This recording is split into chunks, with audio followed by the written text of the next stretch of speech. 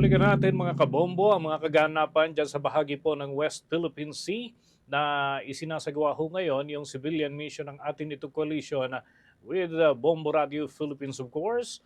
Present ho dyan sa West Philippine Sea. Bombo Victoriantino, nagbabalik. Please come in. Yes, sa Bomba Denise, mababanggit nga natin kanina, no, abot panahon na natin itong Pag-asa Island. So, ang current location natin ay aabot sa 2.5 nautical miles mula doon sa Pag-asa Island.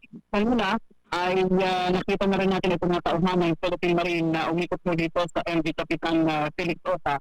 Kasalukuyan ngayon nakadaong dito malapit sa Pag-asa Island. And namataan na rin natin kapalapit na rin ito. Itong mas maliit pang barko na NL Sawi na siya naman magpa-transport ng mga volunteers ng ating coalition together with media, mga media dito patungo naman doon sa Pag-asa Island. Kanina, nasa tatlo ang Chinese Coast Guard. Ito nga namataan natin at pumuntot dito sa MV Kapitan Felix Ota and nagkaroon na rin ng radio challenge ito Chinese Coast Guard dito mismo sa ating MV Kapitan Felix Ota kung saan sinasabi nila na itong katubigan na ito ay kanilang teritoryo. Pagpasok natin dito sa area to Bombo Dennis, nakareceive din tayo ng text message kung saan magsasabi na welcome to China.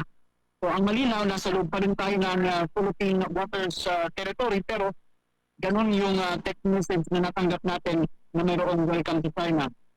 Bukod doon sa isla ng Pag-asa Island, Bombo Dennis na hindi natin itong iba't ibang humito ng pila mga barko din.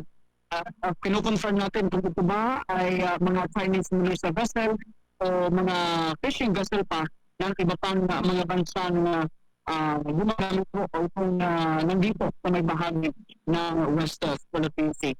So far, yan pa lang yung pinaka-latest update. Well, ready naman ang lahat dito para maka-transfer doon sa Emily Chawi. And nauuna na sumakay ay mga palanguho ng media. Susundan ito ng mga volunteers na mula naman itong sa atin ito coalition. Bombo Dennis. Okay, isang punto lamang yung nais kong maitanong, Bombo Victor, sa nakalipas ba ng mga oras habang kayo naglalakbay sa napakalawak na karagatan, hindi ba kayo naka-encounter ng malalaking alon o pagsama ng lagay ng panahon batay sa obserbasyon dyan sa kabuuan ng inyong biyahe? Bombo Dennis, sa kabuuan ng ating paglalakbay ng tulong kalmado ng karagatan, kaya walang anumang insidente na untoward incident na nauna na ating grupo.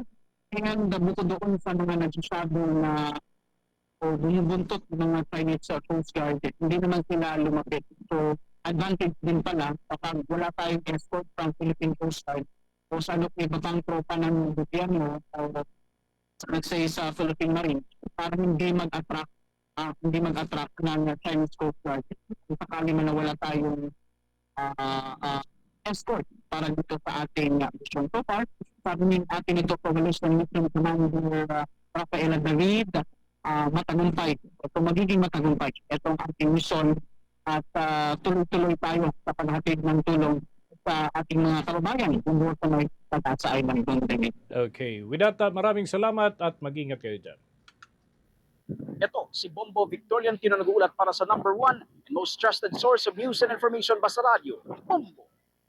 For the most trusted source of news and information, visit our website at www.bomboradio.com. Follow us on Bombo Radio mobile app, Facebook, YouTube, TikTok, and X, formerly Twitter. Like, share, and stay connected. Anytime, anywhere.